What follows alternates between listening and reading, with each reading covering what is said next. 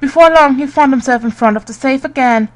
Its lock was the only device he could think of that required a sequence of numbers such as the ones he'd just discovered. Besides, someone had opened the safe at least once already. Had Clover come to the bedroom to open it? Junpeis slowly dialed the numbers the bracelet had given him.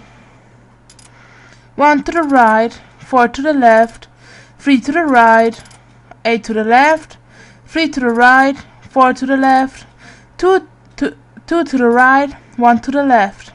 Finished! Junpeis heard the small telltale sound of a lock opening. He grabbed the handle, took a deep breath, and pulled it open. Inside was a piece of paper. It was roughly the same size as the one Clover had been holding. Junpeis picked it up. This is what it said. Fact 1. The No-No game was played once before, 9 years ago. Fact 2. The person with the number 2nd bracelet attended the game 9 years ago. Fact 3. It was planned by the following 4 people. Cradle Pharmaceutical CEO, Kentaro Hangu. Cradle Pharmaceutical Chief of Staff, Nagisa Nijisaki. Cradle Pharmaceutical R&D Supervisor, Teruaki Kubota. Majority shareholder in Cradle Pharmaceutical, Kagechika Musashido. I must punish them for the innocent lives they sacrificed. This is the only warning they will receive, that innocent souls might be saved. I now state the truth. 0. Junpeis left the closet. There were 4 people waiting for him in the bedroom. Ace, Lotus, Center, 7, and June. He looked at each one of them in turn and slowly placed his hands in the pockets of his vest. Sorry, but do you think you could all come with me? Come with you? I want all of you to go to the big hospital room. Why? There's something I want to be sure of.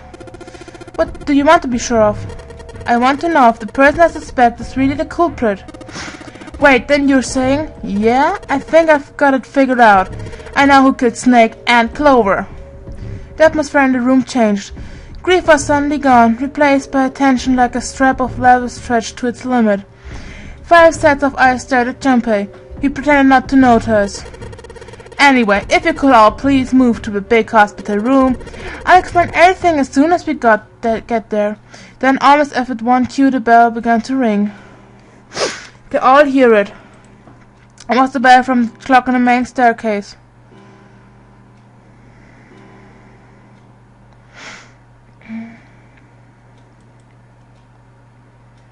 The bell rang 5 times, then ceased. It was 5 o'clock. They had only an hour left.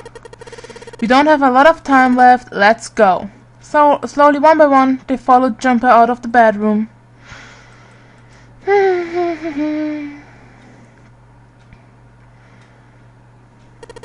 Actually, before we get started, I was hoping you could do something for me. Junpei stopped in front of door 3 and turned around. Ace, 7, and Lotus, could you please place your palms on the red? Huh? Why? If we need to go to the shower room, why don't we just... No, we're not going inside. Once you authenticate, step away from the door. Why? Please, just do it. Or perhaps you don't want to know who killed Snake and Clover? Junpei's implication was clear and 7 understood perfectly. Fine. What about you, Ace? Lotus? Very well. Sure.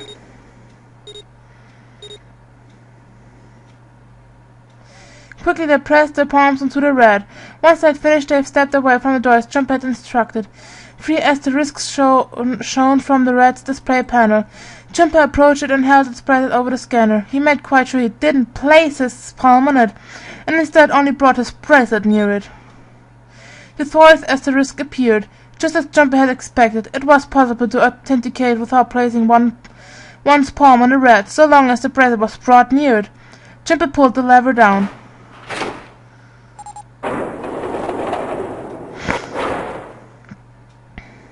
Door 3 opened like a hungry mouth. 9 long seconds passed. And the door shut, unfed. Junpei walked slowly back to the others who were waiting some distance from the door, talking to one another. Santa and June had joined them as well. It looked as though they hadn't found a chance to break into the conversation yet. As Junpei approached, they turned to look at him, curiosity playing on their face. Before long, the other three did as well. Clearly, they were all expecting some answers. Thanks. I appreciate your cooperation. Clearly, they had hoped for something more forthcoming. He continued. By the way, Ace, would you mind if I ask you something? What is it? Do you know who I am? What kind of question? Just answer it, please. Who am I? You're Junpei. Of course, who else would you be? Unfortunately, that's the wrong answer. Actually, I'm Center. What? Ace's voice was full of surprise, but it was also tinged with confusion and fear. Everyone else looked nearly as surprised. Center looked especially shocked to discover he was actually someone else. If he spoke, however, the trap would be exposed. Junpei quickly continued. The clothes I'm wearing, I bought from Junpei, and the clothes he's wearing are mine. We had a little swap. That's ridiculous. Impossible. So you're saying I'm not Center? Of course you aren't. Why? What makes you so sure I'm not Center? If you were Center, then door 3 wouldn't have opened for us just now. Would be 10. The digital root would be 1. But the 4 of us just opened door 3. You can't possibly be Center. Your present number is 3. It's 5, right? Only then, when it was too late, did Ace realize his mistake. He set his jaw and glared at Junpei. You're exactly right. My present number is 5. As he spoke, Junpei lifted his wrist up to show everyone the bright red 5 on his wrist. Red? This is blue! Sorry, Ace, I tricked you. Of course I'm not really Center. I'm Junpei. Who could possibly think I was? It's obvious I'm not. To think I was ridiculous. But I guess you couldn't see just how obvious it was. I asked you before, didn't I? What makes you so sure I'm not Center? And you answered, if you were Center, then door 3 wouldn't have opened for us just now. Most people would say something like that, as the justification for why I'm not Center, I mean. The first thing that would come to anyone else's mind would be the bracelet number. There'd only be one thing that said, one sentence. You don't have his face. Ace, you have prosopagnosia, am I right? Junpei's voice was quiet and calm. He knew the truth, so did Ace. He could hear a sudden buzz of conversation from the others. Prosopagnosia? What's that? He heard Lotus begin to explain it to them. Okay. Machst du Tür zu? Ace glanced at them, then turned back toward Junpei and sighed. Very well. I confess, I have prosopagnosia. I cannot differentiate human faces. Is that what this was about? You want to mock me for my disorder? No, not at all. I'm not making fun of you at all. In fact, I feel kinda bad for you. No, the reason I brought this up is that there's an excellent chance the person who killed Snake has prosopagnosia. Ace's face tightened, his eyes narrowed. What do you mean? Junpei leaned closer against the iron piping of one of the beds. I'll just come right out with it. I think it was you, Ace. You killed him. Was machst du da, Tigi?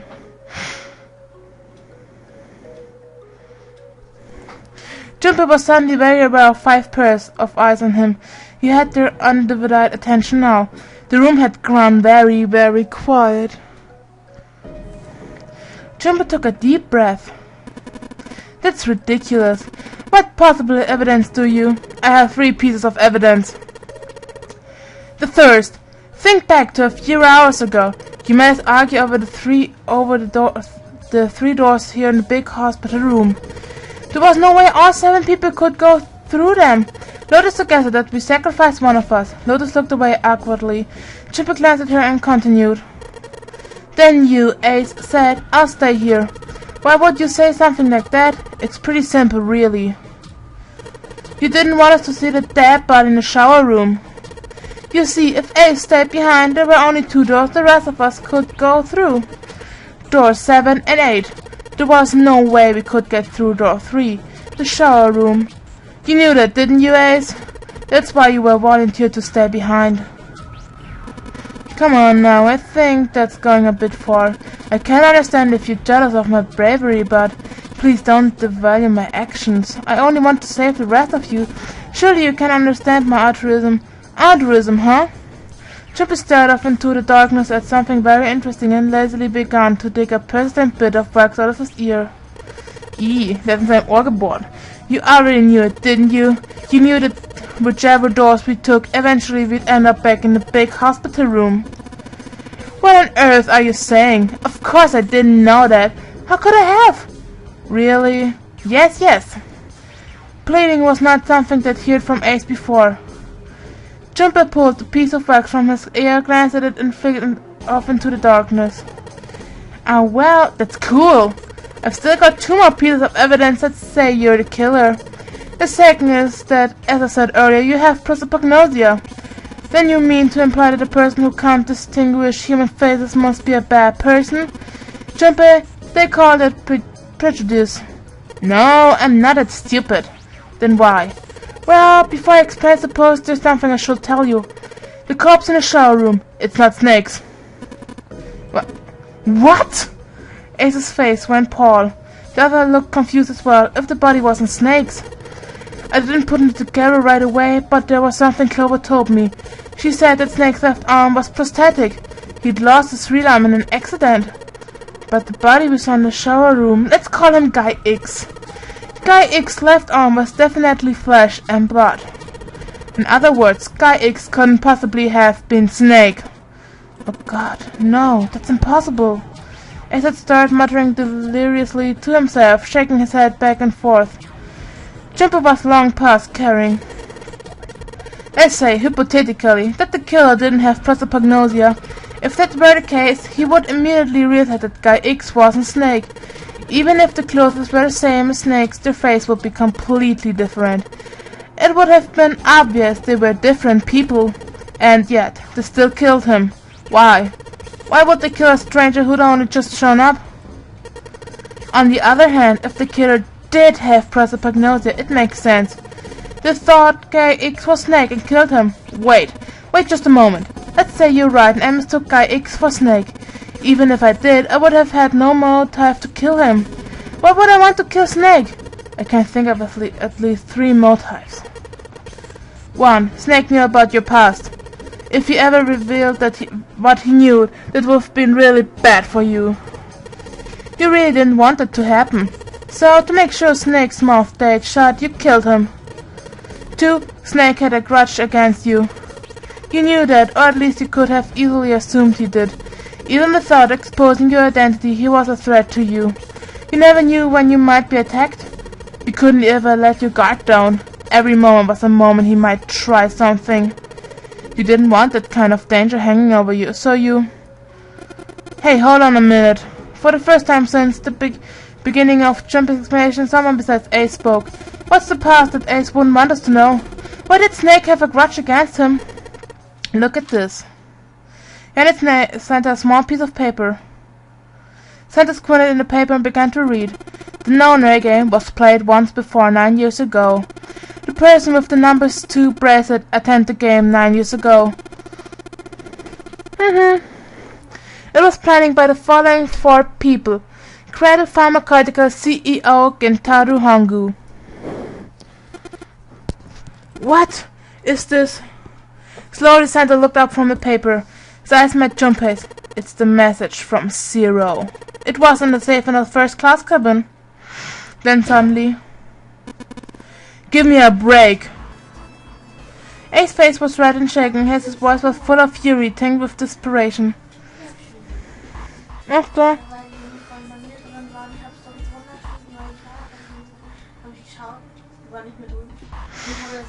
Ja, die hat dann da irgendwie so... Ja.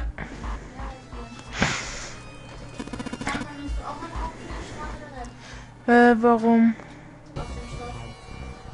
Weiß nicht. Mein Mund ist fusselig. Ich habe heute Kaffee getrunken, das sind meine Zähne irgendwie. Und damit tue ich nee, aber wenn das aus dem Stoff ist, dann geht es Weiß nicht. Weil ich weiß nicht, wie es mit denen dann wird. Ja, wenn, dann sollte länger als das sein, denn ich bin nämlich immer gern hier oben zu, statt an der Hüfte. Na, ich mag lieber nur so ein normales Tuch zum Binden. Ich meinte, damit du nicht so, damit sich das nicht so einrollt. Ach so. Weil da hast du ja dann diesen Knoten. So hast du so einen kleinen. Also ungefähr Ja, so grob. sowieso machen. Ja. Aber halt, dass du die Zipfel oder vielleicht ein extra Band hinlegen. Ach so, weiß nicht. Kannst du mal machen, wenn's magst.